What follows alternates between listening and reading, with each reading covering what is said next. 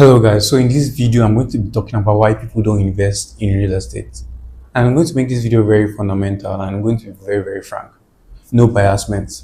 So when I thought about it, I came to realize that people don't do some certain things not because they don't want to do it, it's because they don't have information to do the right things. You see that people have missed out on opportunities, but we cannot blame them. Why? Because they don't even know about it. I've been in so many situations and I've seen firsthand how people have saying, oh, I didn't even know about this kind of thing. They don't know that the opportunities weren't out there for them to key into.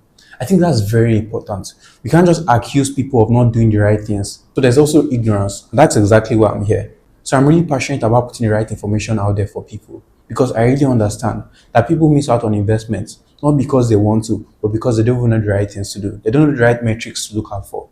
Some people don't even know about the existence of Centenary City here in Abuja. Some people don't know about the existence of the Abuja City Walk. Some people don't know how good of a location the airport road is here in Abuja. So that's something you really need to consider. It's sad, but it's something that we should pay attention to. Another reason why people don't invest in real estate here in Abuja is because they don't think it's important for them. So these people know the benefits. They read the news, they watch YouTube videos like the one you're currently watching. They listen to other people speak about real estate, but they don't even think it's that important for them. They recognize the value, but they don't believe in it enough. That's something very sad. It's just like how some people are not really in tune with the whole idea of Forex. People are not really in tune with the whole idea of crypto, Forex, and all these financial blockchains and all of that. That's a very valid thought. And I understand it. So when you see so many people not keen into real estate, they don't believe that it's an ideal investment for them.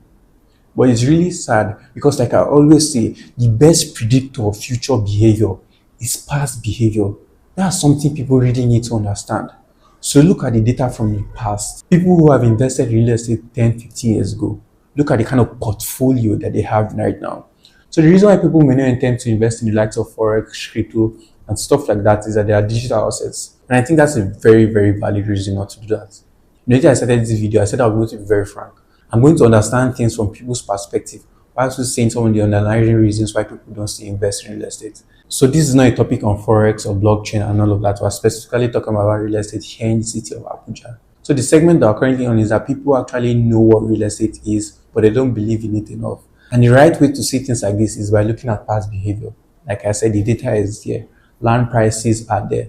You could check land prices 5, 6 years ago and you can see the rate of appreciation caused by demand, infrastructure, government projects, even private projects. I think that's something people really need to look out on. Another reason why people don't invest here in the city of Abuja is that they think that their investment is not safe.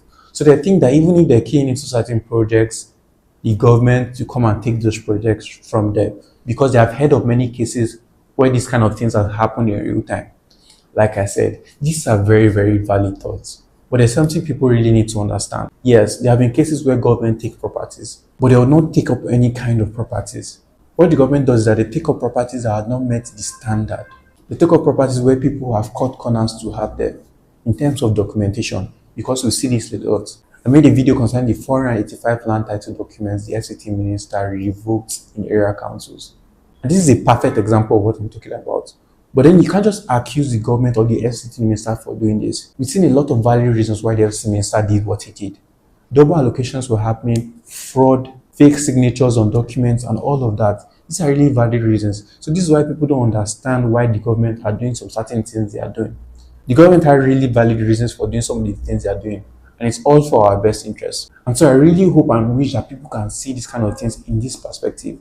Like I said in the beginning of this video, I'm going to be very frank. I'm also going to try and understand why people see things the way they see things. Like I always say, this is very valid. People's opinions are valid. People's perspective are really valid. And I'm here to share some of our thoughts. Like I always say, there's a number on your screen. And if you're looking to have a conversation concerning some of these things like this, do well to reach out on the numbers on your screen. And so another reason why some people might not invest in real estate here in Abuja is that they have enough. So people think that they have enough already and they don't need more. That is one of the most valid reasons I've ever seen. It's absolutely valid. So let's say somebody has already purchased 3 plots of land in Buzape and he has 2 plots of land in Katampe, and then he has an off-plan project in Jahi, and then he also has a fantastic block of flats in Kurudu, for instance. He doesn't see any need to own more, even if he has the money to.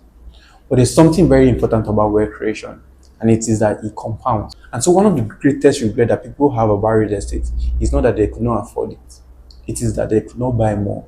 That's something I've seen play out in real time. So yes, you might think you have enough, but I am telling you that in most cases, you'd obviously want more. Why am I saying this? Because of compound return. So let's take it into stocks, shares, and the Nigerian capital markets. So when you see people purchasing shares of a particular company, and then the shares is doing really, really well, they want to buy more. They want to increase the amount of equity they have on that particular stock or that particular company. Why? The company is doing well and they want higher returns, because the more you buy, the more returns you can get. Do you understand? Because sometimes real estate looks really complicated and stuff like that. And that's why I try to bring some certain scenarios into the Nigerian capital market under the NGX. And so let's say you buy Dangote cement stock, for example, and then they are paying dividends. And then you see the fantastic dividends they are paying.